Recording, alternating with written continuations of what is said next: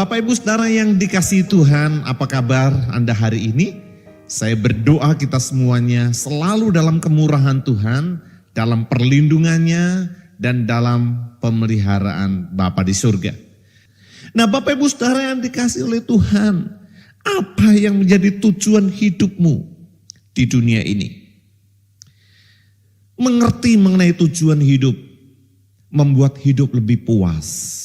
Sehingga manakala ajal menjemput kita merasa hidup kita sudah puas, kita merasa hidup kita sudah bermakna, dan kita dapat sambil tersenyum, kita pulang ke rumah Bapa. Nah Bapak Ibu Saudara yang dikasihi Tuhan, hari ini saya akan menyampaikan kebenaran firman Tuhan. Apa tujuan hidup kita di dunia ini? Alkitab memberitahu kita dalam Filipi pasal yang pertama, tetapi jika aku harus hidup di dunia ini, itu berarti bagiku bekerja memberi buah. Jadi mana yang harus kupilih? Aku tidak tahu. Aku didesak dari dua pihak, aku ingin pergi dan diam bersama-sama dengan Kristus. Itu memang lebih jauh, lebih baik.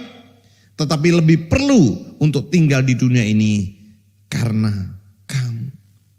Sepertinya Paulus ketika berada di dalam penjara, dia ada dalam sebuah dilema. Keputusan belum dibuat oleh pemerintah Roma. Tetapi dia dilema. Apakah dia akan pergi dan tinggal bersama dengan Bapa, atau dia masih hidup di dunia ini? Memang kalau berpikir lebih baik untuk tinggal bersama dengan Bapa. Bukankah firman Tuhan juga mengatakan dalam kitab Wahyu, berbahagialah orang yang mati saat ini di dalam Tuhan, sebab dia telah beristirahat dari segala penderitaannya. Ya memang lebih baik untuk tinggal bersama-sama dengan Bapa di surga, lepas dari penderitaan, lepas dari sakit penyakit, lepas dari kesusahan yang ada di dunia ini.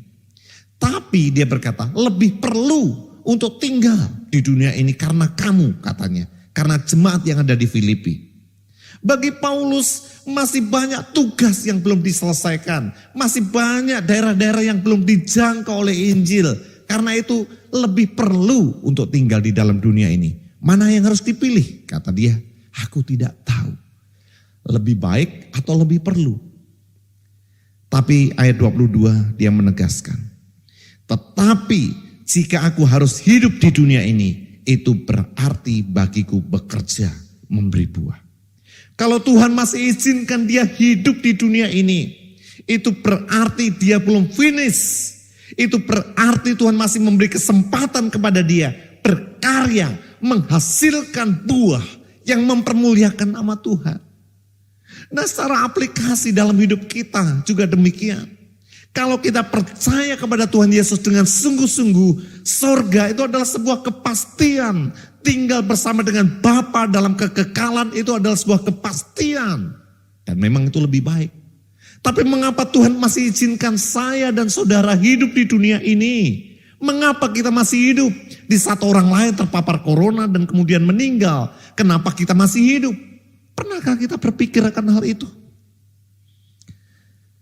Paulus mengatakan, tetapi jika aku harus hidup di dunia ini, itu berarti bagiku bekerja memberi buah. Jadi kalau Tuhan masih memberi kesempatan kita hidup sampai hari ini, itu berarti Tuhan masih ingin melihat buah-buah kehidupan yang kita hasilkan. Yang akhirnya nama Tuhan dipermuliakan. Nah Bapak Ibu Saudara, saya selalu ingat dengan buah-buah yang disampaikan oleh Dr. Chris Marantika. Diambil dari pemikiran Rasul Paulus ini. Buah apa saja? Yang pertama adalah buah karakter yang baik. Galatia pasal yang kelima ayat 22 sampai 23 berkata, tetapi buah roh ialah kasih, sukacita, damai sejahtera, kesabaran, kemurahan, kebaikan, kesetiaan, kelemah lembutan, dan penguasaan diri. Buah roh itu adalah karakter-karakter yang indah, yang harus dihasilkan oleh orang-orang yang percaya kepada Tuhan. Selagi kita masih hidup, Tuhan mau melihat buah karakter ini ada dalam diri kita, ada kasih, ada sukacita, ada kesetiaan, ada kelemah lembutan, ada penguasaan diri. Bapak Ibu Saudara yang dikasihi oleh Tuhan, adakah karakter ini sudah kita munculkan? Yang kedua, buah pekerjaan yang baik. Kolose 1 ayat yang ke-10. Sehingga hidupmu layak di hadapannya, serta berkenan kepadanya dalam segala hal. Dan kamu memberi buah dalam segala pekerjaan yang baik dan bertumbuh dalam pengetahuan yang benar tentang Allah. Pekerjaan yang baik. Buah pekerjaan yang baik, ini yang Tuhan mau lihat dalam hidup kita. Karya yang terbaik Tuhan mau lihat dalam hidup kita. Bapak Ibu Saudara, setiap kita diberi kepercayaan oleh Tuhan dalam bidang-bidang yang berbeda. Ada pengusaha, ada karyawan, ada hamba Tuhan, ada seorang guru, dan macam-macam. Tapi Tuhan mau melihat setiap bidang yang Tuhan percayakan, kita lakukan dengan terbaik. Supaya melalui bidang-bidang itu, nama Tuhan dipermuliakan. Oh, orang lain melihat, waduh, karyawan satu itu memang beda. Dia kalau bekerja, dia bekerja dengan baik. Oh, pengusaha itu dia berbeda. Dia mengasihi karyawannya. Luar biasa. Oh, guru itu dia berbeda dengan guru-guru yang lain. Dia kalau mengajar dengan hatinya, dia mengasihi anak-anak. Hasilkanlah karya terbaik dari bidang-bidang yang Tuhan percayakan. Itu adalah buah pekerjaan yang baik. Yang ketiga, buah jiwa-jiwa yang dipersembahkan kepada Kristus. Roma 1 ayat yang ke-13.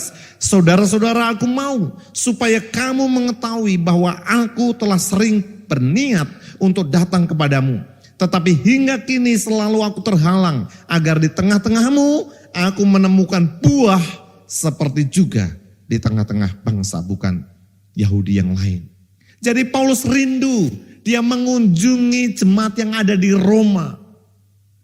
Dan dia ingin melihat jemaat Roma menghasilkan buah, yaitu adanya jiwa-jiwa baru yang percaya kepada Tuhan Yesus.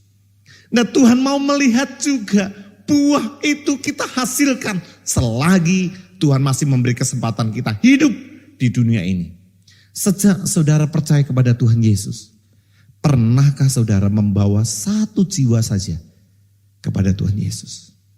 Jikalau belum, mari selagi kita masih diberi kesempatan hidup di dunia ini, hasilkanlah buah, bawalah jiwa-jiwa sesat untuk datang kepada Tuhan Yesus. Yang keempat ialah buah harta yang dibawa kepada Tuhan.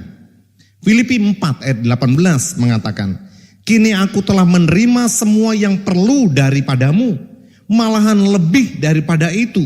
Aku berkelimpahan karena aku telah menerima kirimanmu dari Epafroditus, suatu persembahan yang harum, suatu korban yang disukai dan yang berkenan kepada Allah.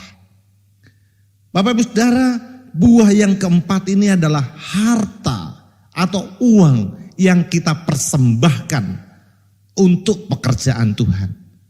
Saat kita menabur bagi pekerjaan Tuhan, saat kita memberikan harta kita, saat kita memberikan uang kita, sesungguhnya kita sedang memberi buah. Sebab harta itu, sebab uang itu akan dipakai supaya pekerjaan Tuhan semakin luas, supaya nama Tuhan semakin dipermuliakan, supaya semakin banyak orang boleh diberkati. Itulah sebabnya, selagi Tuhan masih memberi kesempatan kita hidup sampai hari ini, sudahkah kita menghasilkan buah, yaitu harta atau uang yang kita tabur bagi pekerjaan Tuhan? Tuhan mau melihat buah itu ada dalam diri kita. Yang kelima adalah buah pujian dan penyembahan. Dalam Ibrani pasal 13 ayat yang ke-15, dalam versi bahasa Inggris sebetulnya itu bisa diterjemahkan, karena itu oleh Dia marilah kita mempersembahkan korban dari pujian kepada Allah secara kontinu, yaitu buah ucapan bibir yang mempermuliakan namanya. Bapak Ibu Saudara yang dikasih Tuhan, Tuhan disenangkan dengan setiap pujian dan penyembahan kita. Seperti tadi yang saya sampaikan. Jadi ketika kita bangun tidur, mari jangan keluhan yang pertama keluar. Jangan omelan yang pertama keluar dari lidah bibir. Tuhan mau melihat buah yang kau hasilkan. Yaitu ketika kita bangun tidur, oh Tuhan aku menyembah Engkau. Oh Tuhan aku bersyukur masih Engkau beri kesempatan hidup sampai hari ini.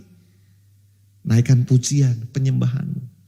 Menjelang malam waktu mau tidur, naikkan pujian penyembahanmu. Oh Tuhan disenangkan kalau Engkau menghasilkan buah pujian penyembahan. Bapak Ibu Saudara yang kasih Tuhan, tujuan hidup kita sudah ditetapkan oleh Tuhan. Mari arahkan hidup kita untuk tujuan ini. Kita bukanlah orang-orang yang hidup di dalam dunia dan kita kebingungan. Kemana ya saya harus pergi? Kemana ya saya harus melangkah? Oh bukan. Tujuan hidup kita sudah jelas. Itulah sebabnya ini adalah waktu terbaik bagi kita semuanya. Untuk kita mengevaluasi tujuan hidup kita. Apakah seperti yang firman Tuhan katakan tentang tujuan hidup kita. Tuhan menetapkan tujuan hidup kita adalah untuk menghasilkan buah. Itulah alasan mengapa kita masih diberikan hidup sampai hari ini. Karena Tuhan masih ingin melihat buah-buah kehidupan kita hasilkan. Sehingga di penghujung hidup kita nanti, saat ajal menjemput, kita dapat tersenyum dan merasa puas. Saya sudah mencapai tujuan hidup yang Tuhan tetapkan bagi saya. Sekarang saya siap untuk pulang. Sekarang saya siap untuk menghadap tahta pengadilan Kristus. Sebab tujuan Tuhan atas hidup saya sudah tergenapi. Paulus berkata, aku telah mengakhiri pertandingan dengan baik. Aku telah mencapai garis akhir. Dia puas dengan hidupnya. Sebab hidupnya memang telah dijalani dengan tujuan-tujuan yang Tuhan tetapkan bagi dirinya. Bagaimana dengan Anda?